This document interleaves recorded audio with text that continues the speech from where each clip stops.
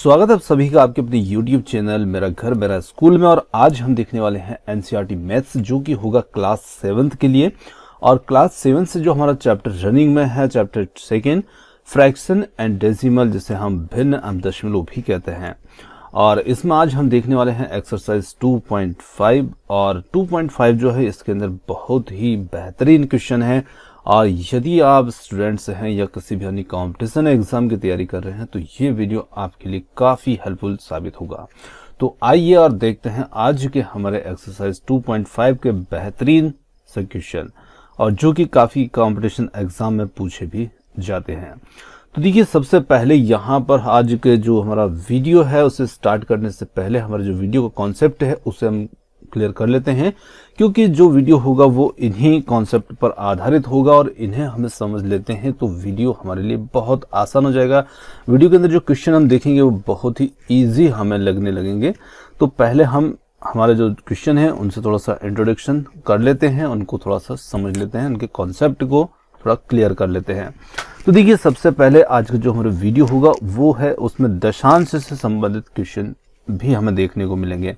अब क्या आप जानते हैं दशांश जो होता है वो क्या होता है और इसे हम कहाँ पर यूज़ करते हैं और कैसे हम इसको पहचानते हैं, सारी बातें हम जानेंगे। अगले जो हमारा पॉइंट है इसी के अंदर वो है शतांश।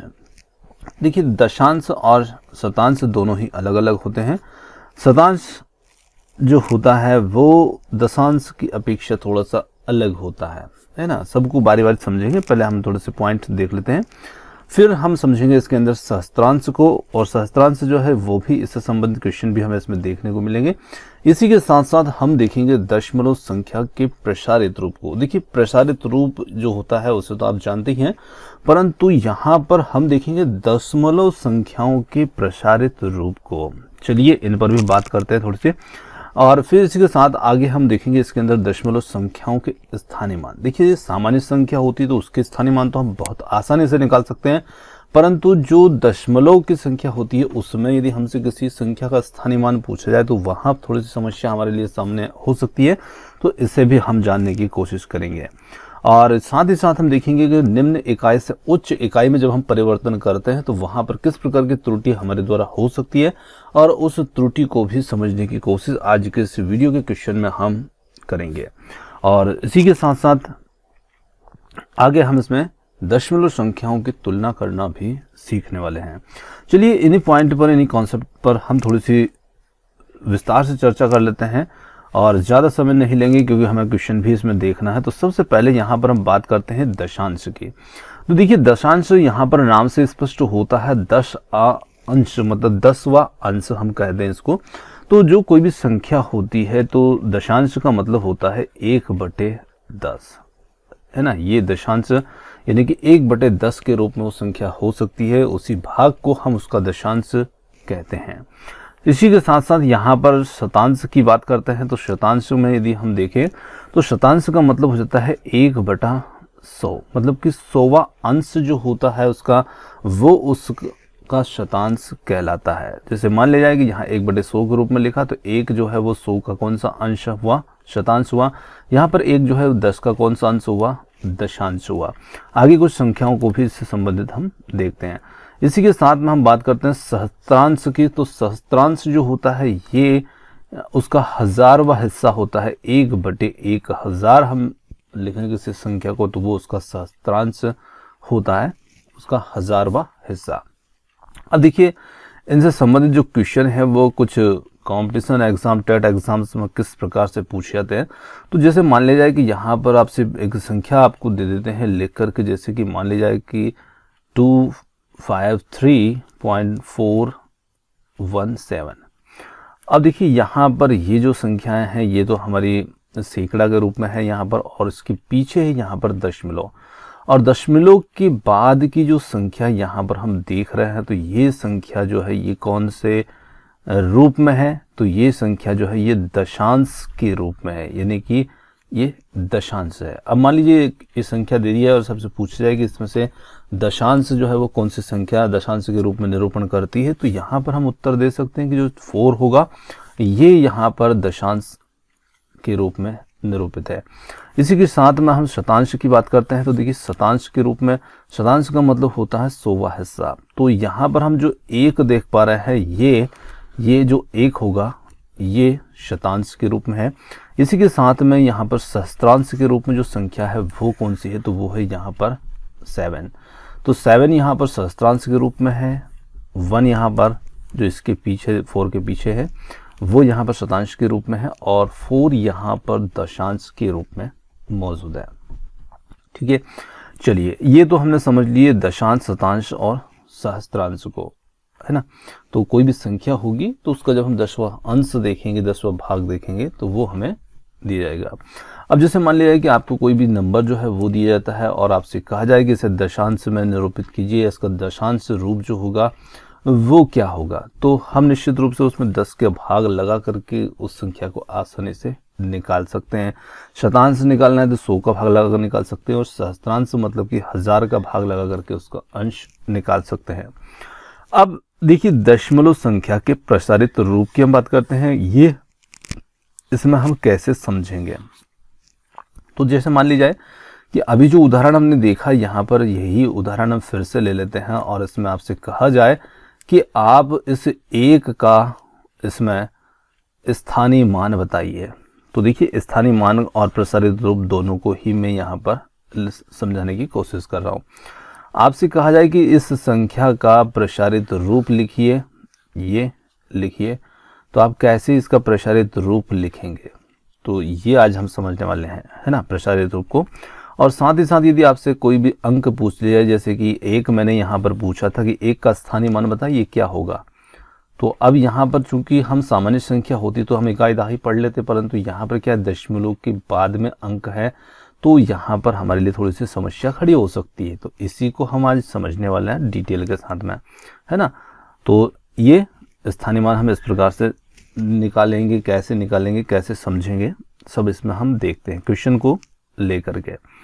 फिर इसी के साथ में हम निम्न इकाई से उच्च इकाई में परिवर्तन करना यहाँ पर देखेंगे। जैसे मान लिया कि आपको कोई भी एक नंबर दिया यहाँ पर कि भाई ये 5 सेंटीमीटर है, और 5 सेंटीमीटर को आप जो है किलोमीटर में कन्वर्ट करके दिखाइए कि किलोमीटर में इसकी वैल्यू जो होगी वो क्या होगी। तो देखिए सेंटीमीटर है, सेंटीमीटर से आपको मीटर में लेके जाना पड़ेगा, मीटर से फिर किलोमीटर में लेके जाना पड़ेगा।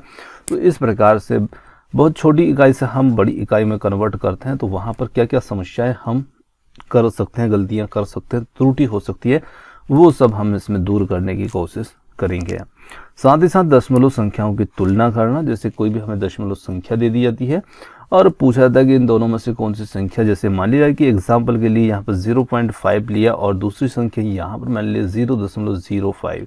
अब आपको बताना है कि भाई कौन सा संख्या यहाँ पर बड़ी है, कौन सी छोटी है। तो इस प्रकार से हम तुलना करना भी हमें इस वीडियो में देखने वाले हैं। तो चलिए वीडियो को स्टार्ट करते हैं और समझने की कोशिश करते हैं।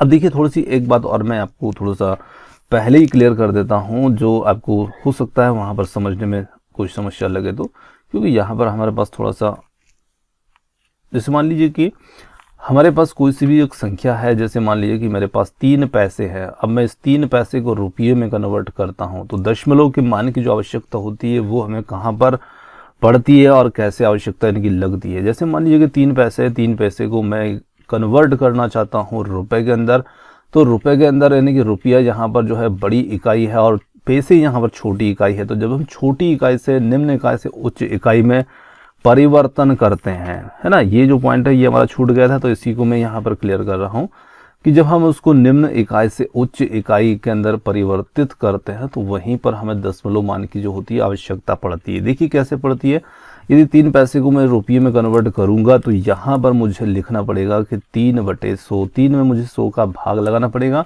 और देखिए जब भी हम किसी भी संख्या में 10 का, 100 का, 1000 का, 10,000 का, मतलब कि एक के साथ 0 है, तो वहाँ पर भाग लगाना बहुत ही आसान होता है और के से हम डायरेक्टली बिना भाग लगाए वहाँ पर उत्तर को लिख सकते हैं। देखिए यहाँ पर जैसे कि मैंने 100 है तो 100 का इसके अंदर भाग लगाऊंगा, तो मैं यहाँ पर देखूंगा कि 100 में मुझे 0 कितने मिल रहे हैं, 2 0 मिल रहे हैं, 1 और 2।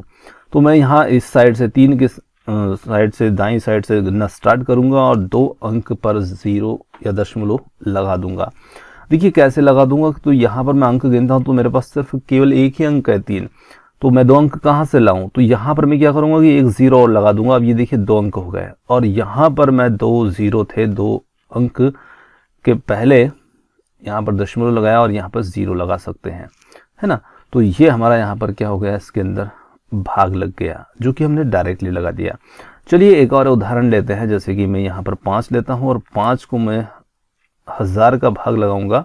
तो यदि मैं इससे भाग लगाता हूँ तो सीधे सीधे मैं यहाँ पर उत्तर क्या लिख सकता हूँ। अब मेरे पास में कितने 0 है, देखिए 3 0 है, पर अंक कितना है, सिर्फ 1 ही है। तो मैं इसे पहले लिख लेता हूँ, 1 अंक तो ये खुद हो जाएगा, और 2 0 मैं इसके पहले लगा दूंगा। टोटल कितनी अंक डिजिट बन गए, 3 बन गए। यहाँ पर दशमलव लगाऊंगा और ये 0 लगा दूंगा, ये इसका भाग लग गया।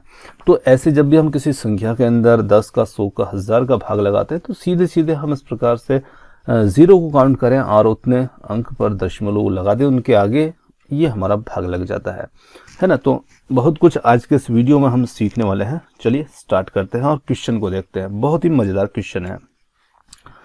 देखिए फर्स्ट क्वेश्चन है यहाँ पर कि कौन सबसे इनमें से बड़ा है। तो यहाँ पर क्या करना है, हमें भिन्न जो संख्याएं दे रखी, इन संख्याओं की हमें तुलना करके दिखाना है।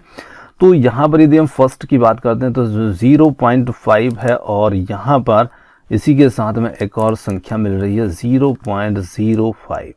तो देखिए जब भी हम दशमलव डेसिमल्स नंबर्स कंपैरिजन करते हैं, यहाँ पर इनकी तुलना करते हैं, तो सबसे पहले क्या करते हैं कि जो दशमलव होता है, दशमलव की बाईं साइड में हम देखते हैं कि बाईं साइड के अंक जो हैं वो दोनों में समान है। और जब समान होते हैं तो हम पहले अंक को देखते हैं, फिर दूसरे अंक को देखते हैं। इस प्रकार से हम दाईं साइड की ओर बढ़ते जाते हैं। तो देखिए यहाँ पर दोनों में बाईं अंक जो है वो 0 ही है, सेम है, बराबर है, कोई दिक्कत नहीं। पॉइंट के बाद में यहाँ पर देखते हैं 5 है और यहाँ पर 0 है। तो देखिए पॉइंट के जस्ट पास के जो नंबर है उसी से हमें पता लग जाता है कि कौन सा अंक बड़ा होगा और कौन सा छोटा होगा। अब देखिए ये हर जगह पर लागू नहीं होगा। देखिए थोड़ा सा आप यहाँ पर देखिएगा, इस क्वेश्चन में यदि हम दशमलव के जस्ट बाद के नंबर से ही ये फैसला कर लेते हैं कि भाई ये बड़ा है, ये बड़ा है, तो इन दोनों को आप देखिएगा, इसमें 0.8 है, यहाँ पर भी 0.8 है, परंतु यहाँ केवल 8 के बाद कुछ नहीं है तो हम 0 मान लेंगे, और यहाँ पर 88 है। तो हमें सेकंड नंबर पर भी, अगले नंबर पर भी पहुँचना होता है, पर वो जैसा क्वेश्चन है उसके अनुसार पहुँचेंगे। परंतु यहाँ पर क्या है कि यहाँ पर हमें दशमलव के पास सिर्फ 5 है और यहाँ पर दशमलव के पास 0 है। तो बिल्कुल ये नंबर यहाँ पर जो है ये छोटा हो जाता है और ये यहाँ पर जो है वो बड़ा हो जाता है। तो यहाँ पर हम कह सकते हैं कि यहाँ पर जो 0.5 होगा, ये जो नंबर होगा ये बड़ा होगा इस 0.05 से। ये यहाँ पर छोटा है और ये बड़ा है। अब देखिए सेम ऐसा ही हम यहाँ पर कर सकते हैं, 0.7, 0.5 डेसिमल के बाद इसमें सेम डिजिट्स हैं। यहाँ पर केवल एक अंक है, वहाँ पर भी एक ही अंक है। तो बेशक यहाँ पर हम कह सकते हैं कि बाईं साइड में दोनों में 0 है, और दाईं साइड की यदि अंक दशमलव की बात करते हैं, दशमलव की दाईं साइड में, तो यहाँ पर 7 है और यहाँ पर 5 है, और निश्चित रूप से 7 जो होगा वो 5 से बड़ा होगा। तो यहाँ पर हम कह सकते हैं कि 0.7 होगा ना, वो बड़ा होगा किससे, 0.5 से। तो जो हमारा सेकंड वाला होगा इसमें हम लिख सकते हैं कि 0.7 इज ग्रेटर देन 0.5, है ना, ये हो जाएगा। चलिए थर्ड वाले को देखते हैं। अब देखिए यहाँ पर 7 अथवा 0.7, तो ये तो नॉर्मल सी बात है कि यहाँ पर जो भाई 7 पूर्ण अंक है और ये डेसिमल में है, तो निश्चित रूप से यहाँ पर 7 जो होगा वो बड़ा होगा 0.7 से। तो थर्ड वाले में हम कह सकते हैं कि 7 इज द ग्रेटर देन 0.7। तो यहाँ पर 7 जो होगा वो 0.7 से बड़ा होगा। चलिए फोर्थ वाले की बात करते हैं। फोर्थ वाला जो है इसके अंदर हम देखेंगे 1.37, और ये इसकी कंपैरिजन हमें करना 1.49 से। तो देखिए यहाँ पर हम दोनों में जो दशमलव है, दशमलव की बाईं ओर देखते हैं, दोनों में एक एक अंक है, बिल्कुल बराबर है। अब दशमलव के हम दाईं साइड में आते हैं, इसमें 3 है, इसमें 4 है। सेकेंड अंक पर डिजिट पर जाते हैं तो यहाँ पर इसमें 7 है, इसमें 9 है। तो निश्चित रूप से ये हमारा 49 जो है ये बड़ा हो जाता है। तो यहाँ पर हम कह सकते हैं कि जो 1.37 होगा वो लेस देन होगा 1.49 की अपेक्षा, है ना। तो ये यहाँ पर बड़ा हो चुका है और ये यहाँ पर छोटा है। चलिए फिफ्थ वाले की बात करते हैं। फिफ्थ वाले के अंदर है 2.03 और एक और नंबर दिया हुआ है वो है 2.30। देखिए दोनों में बाईं साइड में हम पहुंचते हैं तो बाईं साइड में दोनों में सेम डिजिट सेम अंक है, तो निश्चित रूप से ये तो बराबर यहाँ पर हो जाते हैं। पहले अंक की बात करते हैं बाईं ओर के दशमलव के। अब हम पहुंचते हैं दशमलव के दाईं ओर। देखिए इसमें 0 है, इसमें 3 है, फिर इसमें सेकेंड डिजिट जो है वो यहाँ पर 3 है, इसमें 0 है, तो निश्चित रूप से 03 की अपेक्षा 30 जो होगा वो बड़ा होगा। तो यहाँ पर हम इस प्रकार से प्रदर्शित कर सकते हैं कि 2.03 इज लेस देन 2.30, यानी यहाँ पर हम कह सकते हैं कि 2.30 जो होगा वो बड़ा होगा इससे। चलिए अगले क्वेश्चन की बात करते हैं। अगला क्वेश्चन जो है वो है हमारा 0.8 और दूसरा यहाँ पर नंबर हमें मिल रहा है वो 0.88। अब देखिए इन दोनों में हमें कंपैरिजन करना है कि ये बड़ा है या ये बड़ा है। तो देखिए इसमें हम सेकेंड डिजिट नहीं है, तो हम यदि मान लेते हैं कि यहाँ पर हम 0 लगा भी ले तो कोई फ़र्क नहीं पड़ेगा, कुछ नहीं तो 0 लगा सकते हैं। अब देखिए यहाँ पर हमने दोनों में डबल डिजिट बना लिए हैं, है ना। अब देखिए यहाँ पर बाईं ओर तो दोनों में ही 0 है, पर दाईं ओर जैसे ही चलते हैं तो यहाँ पर 80 माना है और यहाँ पर 88 है, तो निश्चित रूप से जो 88 होगा 88 ये बड़ा होगा। तो यहाँ पर हम इस प्रकार से इनको प्रदर्शित कर सकते हैं कि इसमें ये नंबर जो होगा ये बड़ा होगा ये। चलिए अब मैं जो बड़े हैं उनके ऊपर मैं राइट का टिक कर देता हूँ यहाँ पर ये। तो इस प्रकार से इन दशमलव संख्याओं की तुलना हम कर सकते हैं और आसानी से कर सकते हैं, है ना। तो थोड़ा सा हमें इनको दाईं और बाईं ओर के अंकों का मिलान करके देख सकते हैं। चलिए अगले क्वेश्चन की ओर बढ़ते हैं। देखिए अगला क्वेश्चन जो है वो दशमलव का उपयोग करते हुए निम्नलिखित को रुपये में व्यक्त कीजिए। अब देखिए हमें 7 पैसे दिए हैं और ऐसी क्वेश्चन जो है ये कई बार बहुत सारी एग्जामों में आपको देखने को मिलता है। हम बड़े बड़े सवालों को, बड़े बड़े सूत्रों को तो याद रख सकते हैं, पर बहुत छोटी छोटी बातों को कभी कभी हम अवॉइड कर देते हैं।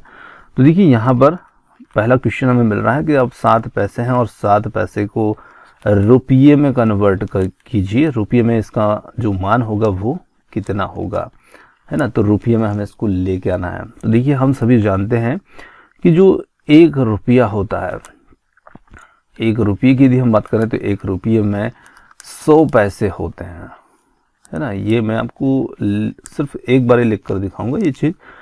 1 रुपये में 100 पैसे होते हैं, क्योंकि बार बार तो आपको बताने की ज़रूरत नहीं और आप भी इतना कुछ जानते ही हैं। तो 1 रुपये में हम जानते हैं कि 100 पैसे होते हैं। तो यदि मैं 1 पैसे को रुपये में कन्वर्ट करता हूँ, कि 1 पैसे को मैं रुपये में बदलता हूँ, तो मुझे लिखना होगा 1/100। तो ये रुपये में कन्वर्ट हो जाएगा। और देखिए हमने फर्स्ट में ही किसी भी संख्या में 100, 10, 1000 का भाग लगाना सीख लिया है। तो निश्चित रूप से मैं यदि 1 पैसे को इसमें कन्वर्ट करता हूँ तो मैं 1/100 लिख रहा हूँ। तो यदि मुझे 7 पैसे 7 पैसे जो है इन्हें रुपीज़ में कन्वर्ट करना है तो फिर मैं कैसे लिखूंगा, तो मैं यहाँ पर 7/100 कर दूंगा, यानी कि 7 में 100 का भाग लगा दूंगा। अब देखिए आपको 7 में 100 यानी 100 का भाग लगाना है, तो यहाँ पर 2 0 हैं, तो यहाँ पर हम एक तो हमारे पास डिजिट है 7, इसके पहले लगाते हैं 0 और पॉइंट और ये 0, तो ये हमने डायरेक्टली इसमें भाग लगा दिया। तो ये जो मान हमें मिल रहा है 0.07, ये यहाँ पर क्या होगा, ये रुपये के रूप में यहाँ पर हमें देखने को मिलेगा। यानी हमने 7 पैसे को रुपये में कन्वर्ट किया तो उसकी वैल्यू क्या होगी, 0.07 रुपीज़। चलिए सेकेंड वाले को देखते हैं। सेकेंड वाले के अंदर हमारे पास में है 7 रुपीज़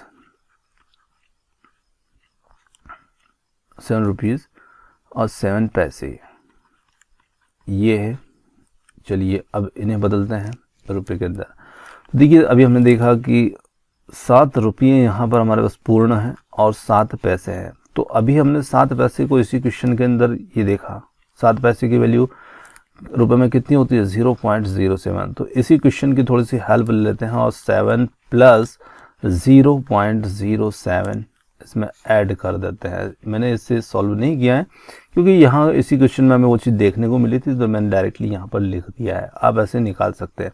7 रुपीज़ जो है वो यहाँ पर हमारे पास में पूर्ण है, तो इसी में हम जो रुपए हैं 7 पैसे हैं उनको रुपए में कन्वर्ट करेंगे, तो हम यहाँ पर इसमें लिखेंगे 7/100 इस प्रकार से, है ना। और ये 7 रुपये, तो ये इसकी वैल्यू निकल के आएगा 0.07। इसमें हम ऐड कर देते हैं, इसको जोड़ देते हैं, तो ये बन जाएगा 7 + 07 रुपये। ये हो जाएगा हमारा सेकंड क्वेश्चन का आंसर। चलिए थर्ड क्वेश्चन की बात करते हैं। देखिए यहीं पर मैं सॉल्व कर लेता हूँ थर्ड वाले को। देखिए थर्ड वाले में क्या है, हमारे पास 77 रुपीज़ हैं, ये रुपये, और 77 पैसे हैं। अब इन्हें हमें चेंज करना है रुपए के अंदर टोटली सभी को। तो देखिए ये तो ऑलरेडी रुपए में है, इसे ही चेंज कर देते हैं। तो यहाँ पर 77 रुपये + 77 पैसे हैं। इन्हें रुपए में कन्वर्ट करने के लिए मुझे 100 का इसमें भाग देना पड़ेगा, और जब मैं इसमें 100 का भाग दूंगा तो ये भी रुपए में कन्वर्ट हो जाएगा।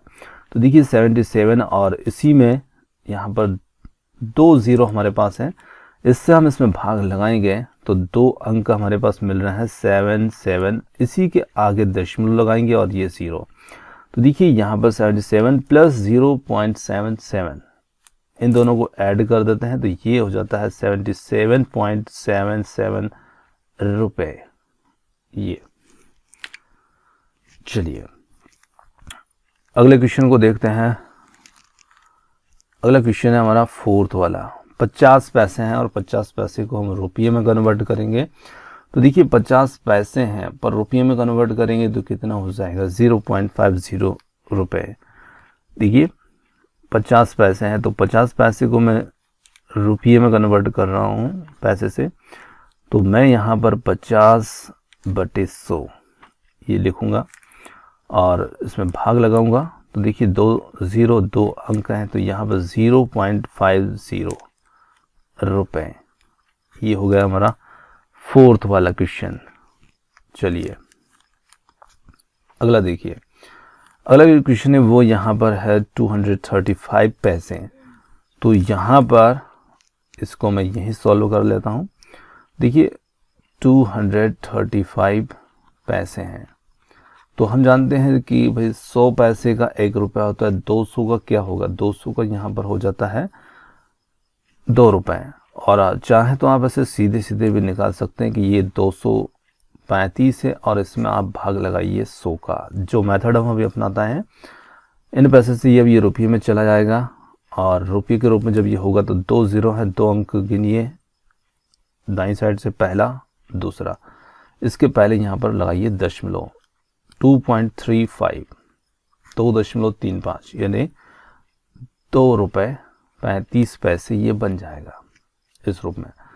तो ये इस प्रकार से हम इन्हें चेंज कर सकते हैं और यहाँ पर हमें भाग लगाने में त्रुटि नहीं करना चाहिए। और चूंकि हर जगह पर हम मीटर, किलोमीटर, सेंटीमीटर सब जगह हम 100, 10, 1000 इसी प्रकार का भाग लगाते हैं और इस मेथड से आप आसानी से भाग लगा सकते हैं और कम समय में क्वेश्चन को हल कर सकते हैं। चलिए थर्ड क्वेश्चन की बात करते हैं और थर्ड क्वेश्चन जो है वो काफ़ी मज़ेदार क्वेश्चन है। देखिए थर्ड क्वेश्चन के अंदर हम देखते हैं, फर्स्ट में मिल रहा है हमें 5 सेंटीमीटर है और 5 सेंटीमीटर को हमें कन्वर्ट करना है मीटर में और मीटर से फिर उसको कन्वर्ट करना है किलोमीटर में। 2 इकाइयों में उससे चेंज करना है। 1 मीटर जो होता है, तो 1 मीटर में हम जानते हैं सभी की 100 सेंटीमीटर होते हैं। अब मैं यदि ये 1 सेंटीमीटर को मीटर में कन्वर्ट करता हूँ तो मुझे लिखना होगा 1/100। 1 में मैं 100 का भाग लगाऊंगा और ये हो जाएगा इसमें मीटर में कन्वर्ट। तो देखिए मेरे पास यहाँ पर 5 सेंटीमीटर्स हैं, 5 सेंटीमीटर। तो मैं यदि 5 सेंटीमीटर को कन्वर्ट करना चाहता हूँ तो फिर मुझे लिखना पड़ेगा 5/100। अब ये किस में जा चुका है, ये मीटर में, है ना। अब मैं भाग लगाऊंगा, मेरे पास 2 0 हैं 100 के अंदर, 100 में 2 0 हैं, तो मैं यहाँ पर सीधे अंक गिनूंगा 2 और दशमलव लगा दूंगा, ये भाग लग जाएगा। देखिए यहाँ पर 2 जीरो हैं, अंक मेरे पास 1 है, मैं इसके पहले एक और 0 बढ़ा देता हूँ, यहाँ पर 0.5 और दशमलव यहाँ पे लगा देता हूँ और इसके पहले ही 0। हमेशा दशमलव के पहले आप 0 लगा दे, कोई दिक्कत नहीं है। तो 0.05। अब देखिए 0.05 क्या है ये, तो ये है मीटर में।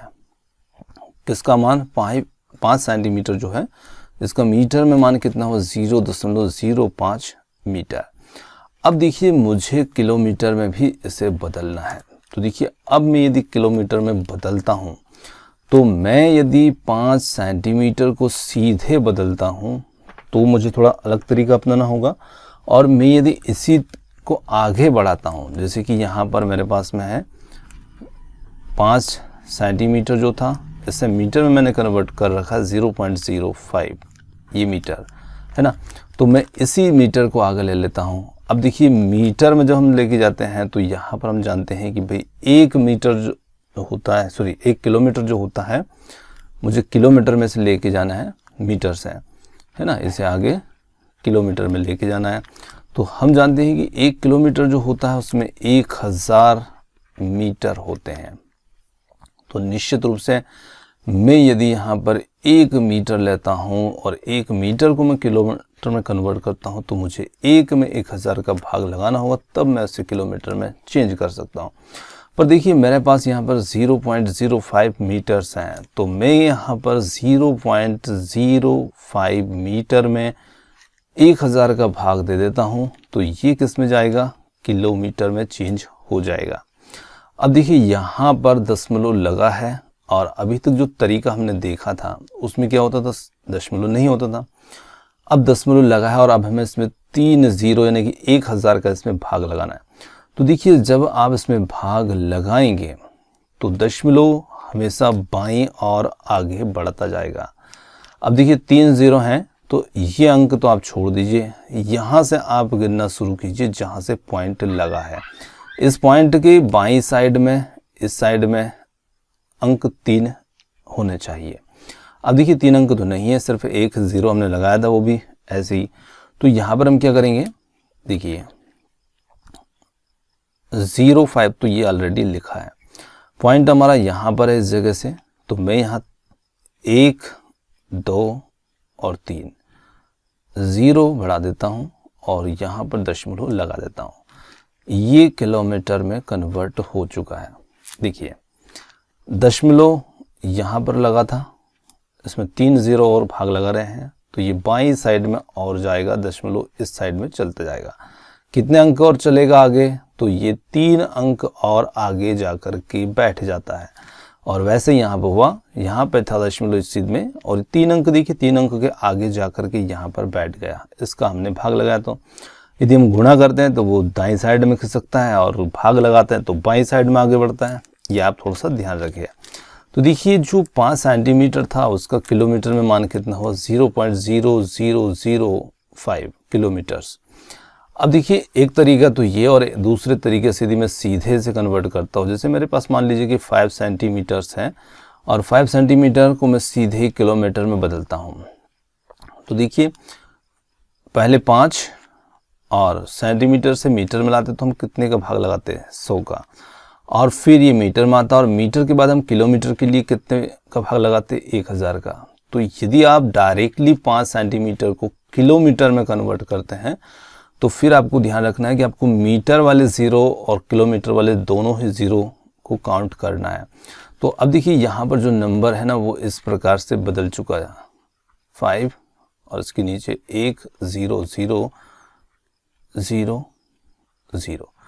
अब देखिए टोटल आपके पास कितने 0 हैं, तो यहाँ पर आप देख पा रहे हैं 5 0 आपके पास में हो चुके हैं। तो 5 अंक दशमलव के बाद में होना चाहिए। तो देखिए 1 अंक ही है हमारे पास, तो ये अब हम 4 0 इसके आगे और लगा देते हैं ये, और फिर यहाँ लगा देते दशमलव और ये 0।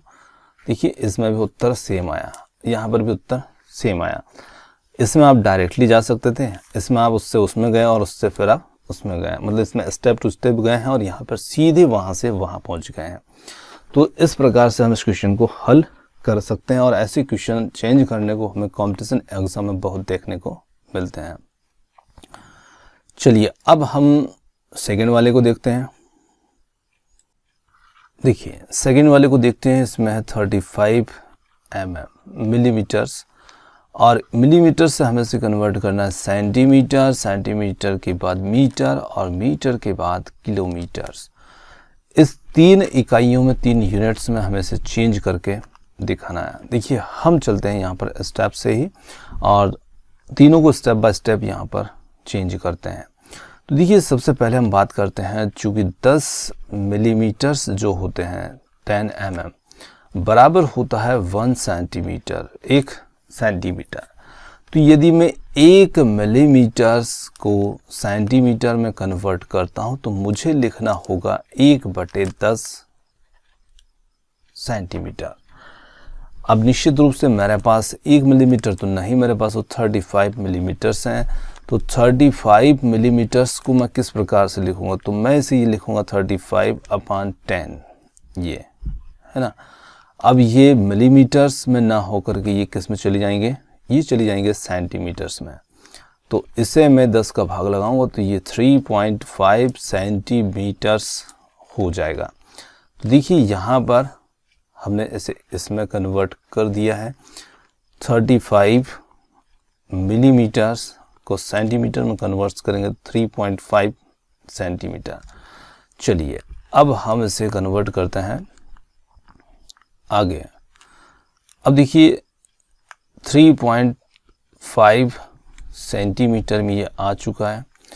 अब मैं इसे कन्वर्ट करता हूँ मीटर्स में।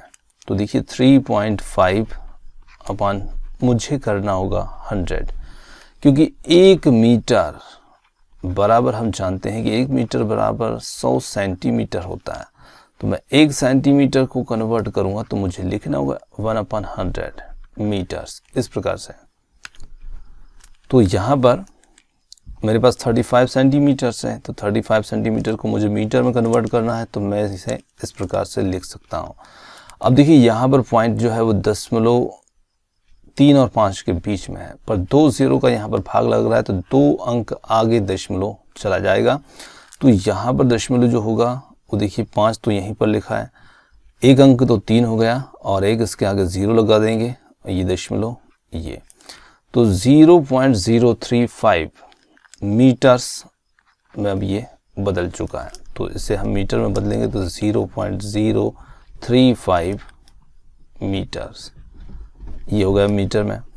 चलिए अब इसी को हम किलोमीटर में चेंज कर लेते हैं, और किलोमीटर में बदलने के लिए हमें इसमें भाग लगाना होगा 0.035 मीटर्स में 1000 का।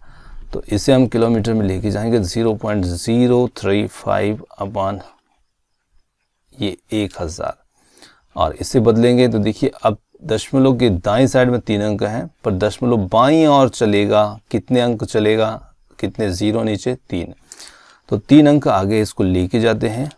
देखिए 035 ये वैसे ही लिख दिया, दशमलव के पहले हमने 1 0 लगाया था, ये 1 हो गया, 2 और ये 3, और यहाँ पर दशमलव होगा और ये 0 हम लगा देते हैं ये। तो यहाँ पर देखिए ये हुआ किलोमीटर में। तो देखिए 1 2 3 4 0 इसमें यहाँ पर शामिल है, और 35 ये किलोमीटर। अब ये जो वैल्यू है ये किसके बराबर है, तो ये हम बोल सकते हैं कि ये 35 मिलीमीटर्स को ही हमने किलोमीटर्स में कन्वर्ट किया है। देखिए ये हम स्टेप टू स्टेप चल करके आए हैं। अब डायरेक्टली यदि आप इसे करते हैं तो देखिए आपको सबसे पहले 35 जैसे ये हमने लिखा mm, इसे हम कन्वर्ट करते ये 35 और इसे कन्वर्ट करते मिलीमीटर से सेंटीमीटर, हम 10 का भाग लगाते, फिर मीटर के लिए हम 100 का भाग लगाते, और फिर हम किलोमीटर के लिए 1000 का भाग लगाते हैं। अब इन सभी ज़ीरो को आप एक साथ रख लीजिए, तो जहाँ पर टोटल ज़ीरो हमारे पास कितने हो चुके हैं, 3 और 2 5 और 1 6 ज़ीरो। तो आपका जो दशमलव है वो बाईं साइड से 6 अंक के पहले लगेगा। तो देखिए 6 अंक तो है नहीं, 2 तो ये और 4 जीरो और लगा देते हैं, तो इसी को हम डायरेक्टली करते तो यहाँ पर 3 5 0 0 0 0 दशमलव और ये 0, ये हमारा डायरेक्टली उत्तर निकालते हैं। तो जब हम डायरेक्टली निकालते हैं तो हमें ध्यान रखना चाहिए कि हम कौन सी इकाई से किस में लेके जा रहे हैं, तो उन सभी का बीच की जो इकाइयाँ हैं उनका भी हमें उसमें ध्यान रखना चाहिए, है ना। तो इस प्रकार से हम इसे कन्वर्ट कर देंगे। चलिए अगला क्वेश्चन है यहाँ पर बहुत मजेदार। अब हमारे पास में है 200 ग्राम और 200 ग्राम को हमें किलोग्राम में व्यक्त करना है। तो देखिए 200 ग्राम को हम किलोग्राम में व्यक्त करेंगे, तो चूंकि हम जानते हैं कि 1000 ग्राम जो होता है उसको होता है 1 किलोग्राम। अब मैं यदि 1 ग्राम को कन्वर्ट करता हूँ किलोग्राम में, तो मुझे लिखना होता है 1/1000 किलोग्राम, इस प्रकार से।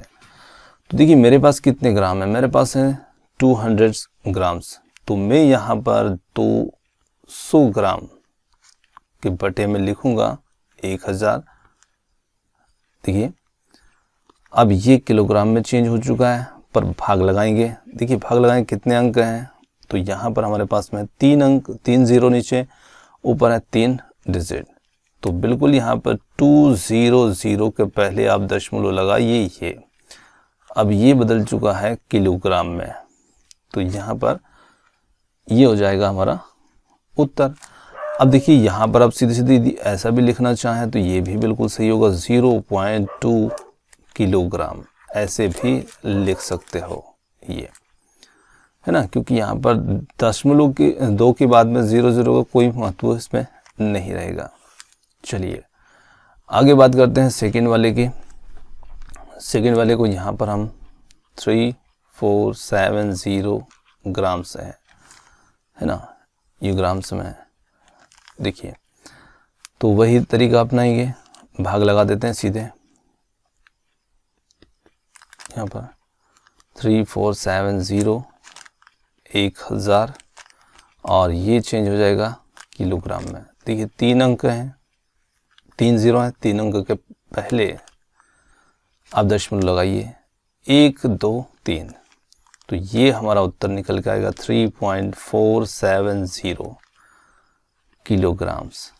ये हमने कर दिया इसको चेंज। थर्ड वाले को देखिए, थर्ड वाले में क्या है 4 kg और 8 ग्राम्स। देखिए ये तो टोटली पूर्ण है, पर ये है तो हम 4 kg को तो 4 kg लिख लेते हैं, ये प्लस 8 ग्राम्स हैं तो इसे किलोग्राम में चेंज करेंगे, 1000 का भाग लगा देते हैं। अब ये भी kg में हो गया, तो देखिए 4 प्लस इसमें 3 डिजिट होंगे 800.0, ये kg में हो चुका है। अब देखिए इसे जोड़ देते हैं दोनों को आपस में, तो ये जुड़ेगा और बनेगा 4.008 किलोग्राम। ये इस प्रकार से हम इन्हें कन्वर्ट कर देंगे इनके अंदर। चलिए अब जो हमारा क्वेश्चन है वो काफ़ी मज़ेदार क्वेश्चन है, क्योंकि यहाँ पर दशमलव संख्याओं का विस्तारित रूप जो है वो हमें इसमें देखने को मिलेगा। देखिए दशमलव संख्याओं का विस्तारित रूप, तो विस्तारित रूप तो हम जानते हैं, पर यहाँ पर दशमलव में संख्या है, चलिए देखते हैं। देखिए पहला नंबर हमारे पास में पहली संख्या 20.03, इसे इसके विस्तारित रूप में लिखेंगे तो आपको समझना है, आप जैसे यहाँ दशमलव के पहले की जो संख्याएं हैं बाईं ओर की वो पूर्ण संख्याएं हैं, उसमें ये इकाई का अंक है, ये यहाँ पर दहाई का अंक है और ये दशांश है, इसी के साथ में ये शतांश है और इसके बाद यदि अंक होता है तो वो सहस्त्रांश होता है। तो देखिए इन्हें लिखते हैं। देखिए सबसे पहले हम 2 को लिखेंगे, 2 कौन से नंबर पे, दहाई पे, तो हम 2 गुणित क्या करेंगे 10 करेंगे, प्लस 0 है तो 0 गुणित 1 करेंगे, इकाई के अंक पर है, प्लस करेंगे।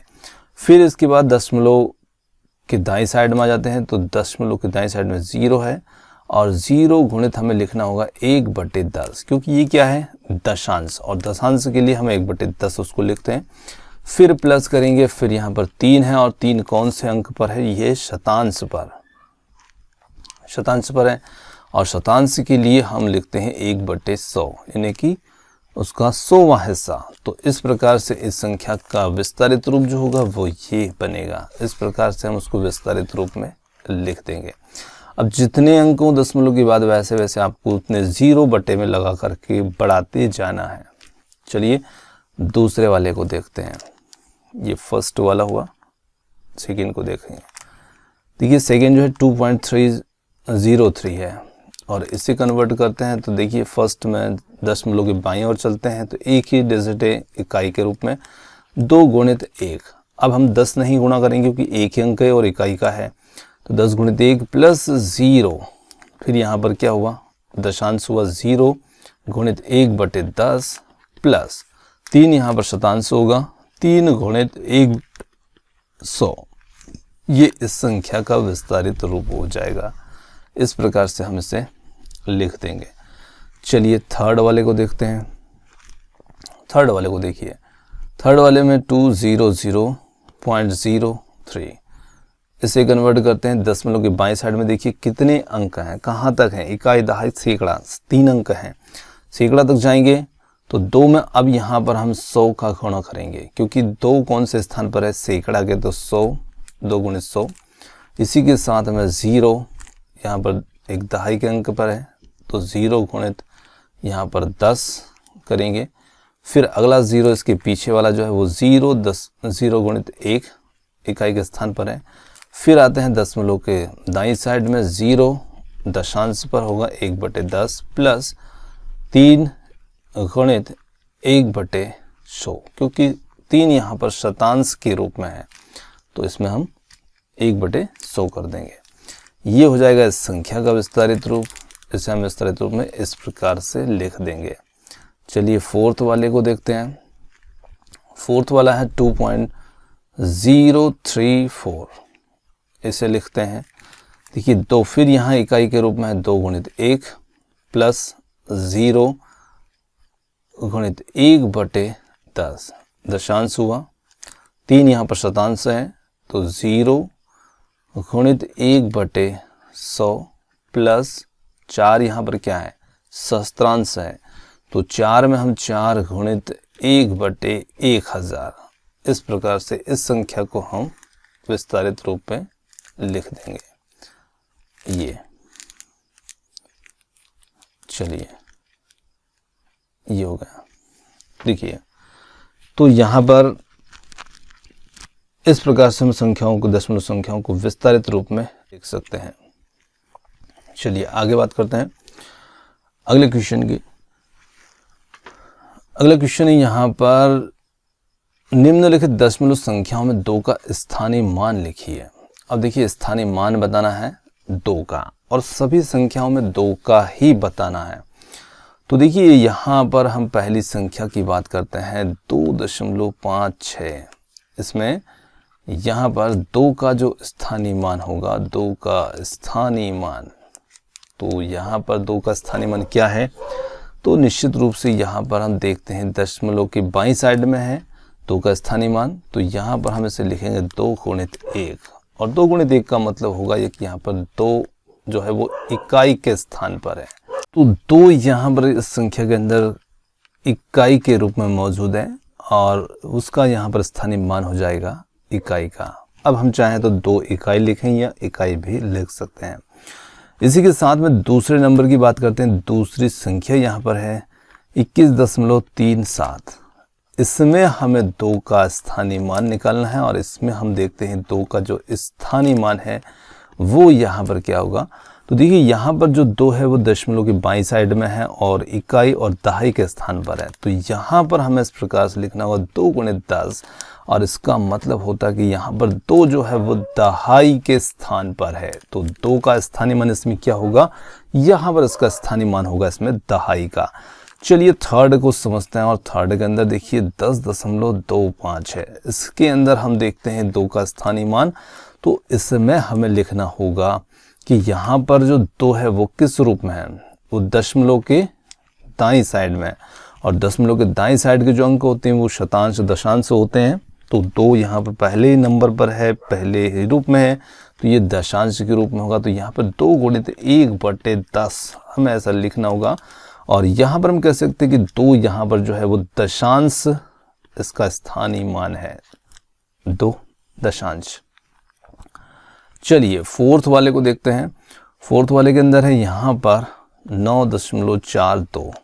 इसमें हम 2 का स्थानीय मान देखेंगे।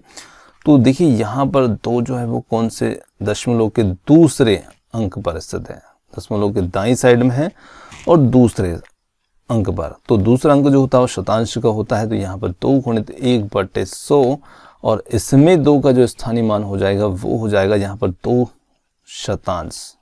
ये तो यहाँ पर ये शतांश के रूप में है। इस अगले में देखते हैं फिफ्थ वाले में। फिफ्थ वाले में देखेंगे यहाँ पर 63.352। इसमें हम 2 का स्थानीय मान देखते हैं। तो वैसे ही हम लिखेंगे 2 का स्थानीय मान।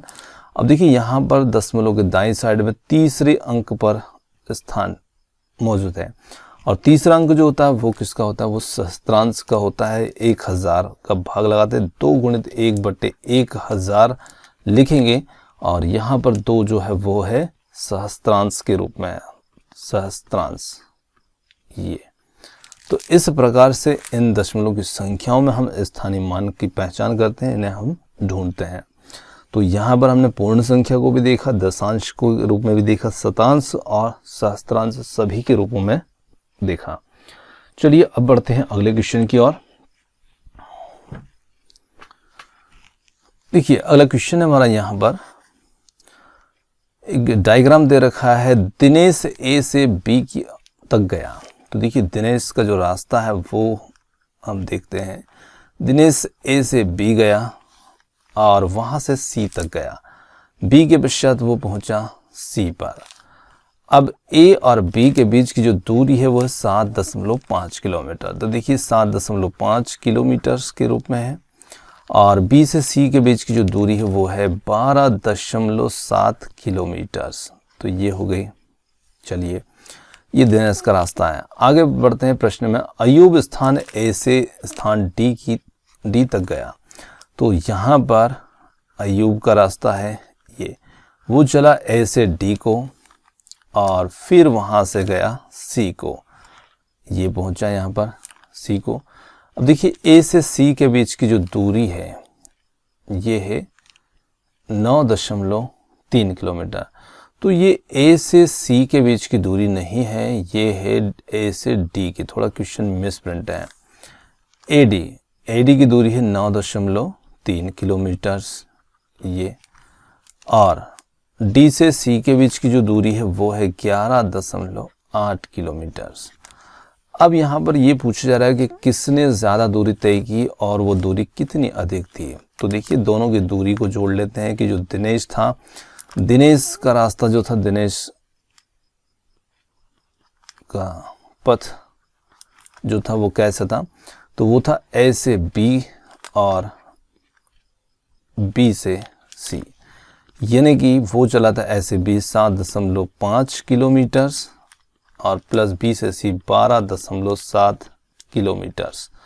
दोनों का टोटल कर लेते हैं। तो दिनेश ने यहाँ जो रास्ता तय किया तो 7.5 और 12.7, ये 7 5 12 का 2 हाथ से लिख, और 12 और 8 20.2 किलोमीटर। तो यहाँ पर दिनेश ने जो रास्ता तय किया कितना किया, 20.2 किलोमीटर।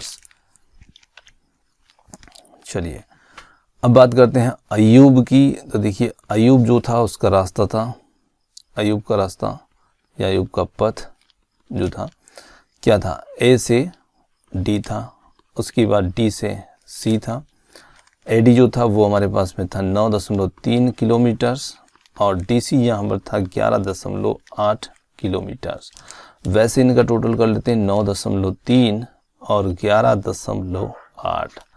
8 3 11 का 1 हासिल 1, 9 और 1 10 और 11 का 1 हासिल 1, 1 और 1 2, 21.1 किलोमीटर। तो यहाँ पर अयूब के द्वारा जो है 21.1 किलोमीटर की दूरी तय की गई, दिनेश के द्वारा 20.2 की। तो यहाँ पर हम कह सकते हैं कि निश्चित रूप से जो 21.1 1 है वो बड़ा है, ज़्यादा है 20.2 से। अब कितनी ज़्यादा है, कितनी अधिक दूरी तय की, ये भी हमें बताना है। तो यहाँ पर हम 21.1 से 20.2 को घटा देते हैं। तो देखिए घटाएंगे तो 11 से 2 जाएंगे तो यहाँ पर 9, एक और 0 और यहाँ पर 0, तो 0.9 किलोमीटर्स ये दूरी उसने, अय्यूब ने अधिक तय की। कितनी? 0.9 किलोमीटर्स, या फिर से मीटर में लिखेंगे तो ये 900 मीटर्स की दूरी उसने अधिक तय की। तो इस प्रकार से इस क्वेश्चन को हम हल कर लेंगे। चलिए अगले क्वेश्चन की ओर बढ़ते हैं। श्यामा ने 5 किलोग्राम और 300 ग्राम सेब खरीदे और इसके साथ 3 किलोग्राम और 250 ग्राम उसने आम खरीदे। सरला ने 4 किलोग्राम 800 ग्राम संतरे और 4 किलोग्राम 150 ग्राम केले खरीदे। किसने अधिक फल खरीदे? तो सीधा सीधा मतलब है कि हमें यहाँ पर ग्राम किलोग्राम को जोड़ना समझना है। हम इनको क्या जोड़ने में कोई परेशानी तो महसूस नहीं कर रहे हैं।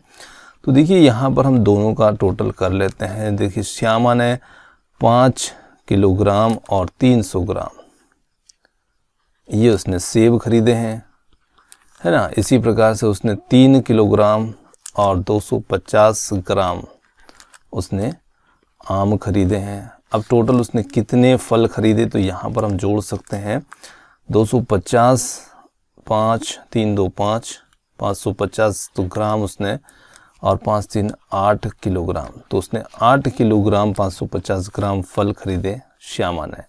इधर बात करते हैं सरला की। तो देखिए सरला ने 4 किलोग्राम 800 ग्राम उसने संतरे खरीदे हैं और इसी के साथ उसने 4 किलोग्राम 150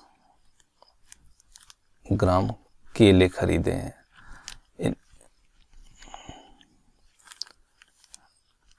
ये इनका टोटल कर लेते हैं तो ये हो जाएगा 950 ग्राम 8 किलोग्राम। अब दोनों में से कौन सा मान, किसने फल ज़्यादा खरीदे? तो निश्चित रूप से हम यहाँ पर कह सकते हैं कि जो 8 किलोग्राम 950 ग्राम होगा वो ज़्यादा होगा 8 किलोग्राम 550 ग्राम से। तो हम कहेंगे कि यहाँ पर जो सरला है, सरला ने यहाँ पर अधिक फल खरीदे क्योंकि उसके फल जो हैं वो 8 किलोग्राम 950 ग्राम है और इसके यहाँ पर श्यामा के 8 किलोग्राम 550 है। चलिए अगले क्वेश्चन की ओर बढ़ते हैं। अगला क्वेश्चन है यहाँ पर 28 किलोमीटर जो है वो 42.6 किलोमीटर से कितना कम है? तो भाई वैसे ही पता चल रहा है कि ये 28 किलोमीटर है, ये 42 किलोमीटर है, तो कितना कम है? तो ज़्यादा में से हम कम को घटा करके देख सकते हैं। 42.6 माइनस कर देते हैं 28 किलोमीटर को, तो यहाँ पर 0 लगा लेते हैं। 6 का 6 यहाँ पर दशमलव, 12 से 8 जाएंगे, यहाँ पर बचेंगे 4, यहाँ 3 4 से 3 जाएंगे 1, 14.6 किलोमीटर कम होगा। ये कौन? 28 किलोमीटर 42.6 किलोमीटर से कितना कम है? 14.6 किलोमीटर कम है। तो इस प्रकार से हम इसे हल कर लेंगे। तो दोस्तों ये था आज का हमारा गणित से संबंधित एक महत्वपूर्ण वीडियो, और वीडियो आपको कैसा लगा कमेंट्स करके जरूर बताइएगा। और वीडियो यदि पसंद आया हो तो वीडियो को लाइक, शेयर और चैनल को सब्सक्राइब करना मत भूलिएगा। और आपने हमें इतनी सुना उसके लिए बहुत बहुत धन्यवाद। थैंक यू सो मच, और मिलते हैं जल्दी ही एक और किसी नए वीडियो के साथ।